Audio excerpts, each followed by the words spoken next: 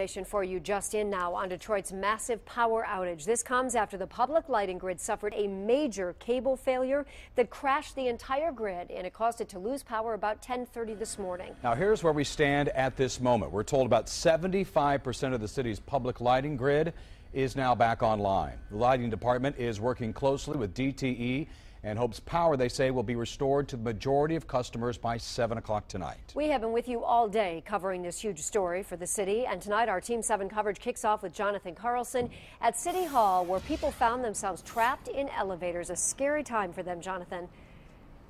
Well, good afternoon. For those who came here to City Hall to conduct business as usual, it was anything but.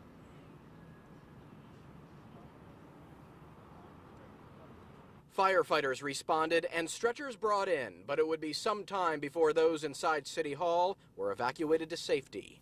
It was really crowded, really crowded, and then there was just people everywhere. Some were trapped in elevators, others on darkened floors, many disabled or elderly.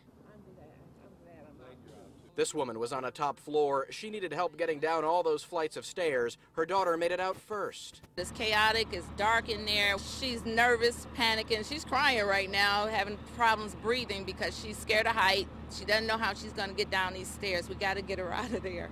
Once on solid ground, she praised the sheriff's deputies who calmed her. They were so caring. It was the only thing that kept me from going into some kind of a, I don't know, hyper attack or something. That stretcher soon brought out a woman needing medical attention. The situation too much for her. For others trapped, just glad to be out of there. Glad to be out. Glad to go home.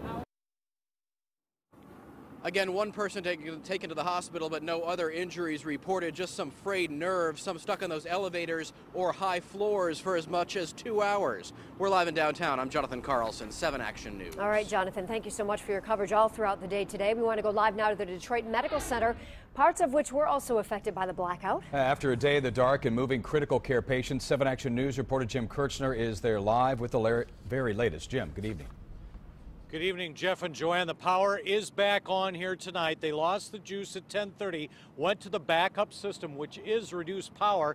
And as you said, that caused the always busy Detroit Receiving Emergency Room to divert level 1 trauma patients to Henry Ford and St. John on the east side.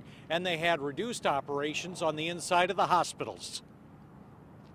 We're not doing elective surgeries. We are only doing those things that we have to do. On the other hand, just want to be clear that no patient safety has been compromised. But, you know, we're not taking any risks either. We were not allowed inside the DMC campus, which is several hospitals. We were told radiation and oncology treatments inside the Carmano Center were canceled because of reduced power. And it's more than just medical treatment being curtailed. I think we have 40 elevators in DRH. We're only using about 10 of them. So we're trying to keep our emergency power focused on providing patients and employee safety. In fact, we were told some sections and lights were shut off to conserve the limited power. That can mean very basic human behavioral changes were necessary. There was a young man who was visiting his mom who wanted to use the bathroom. The bathroom was dark.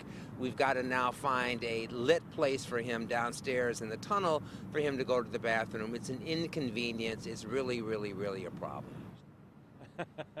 Yeah, so even the most basic human needs. Now, the power outage also affected the medical school, 40 buildings at Wayne State here in Midtown. The Detroit Institute of Arts was closed, and more than 80 Detroit public schools also shuttered because of the power outage. How did that affect the kids? We'll have that part of the story next hour at 6. For now, I'm live in Midtown. Jim Kirchner, 7 Action News.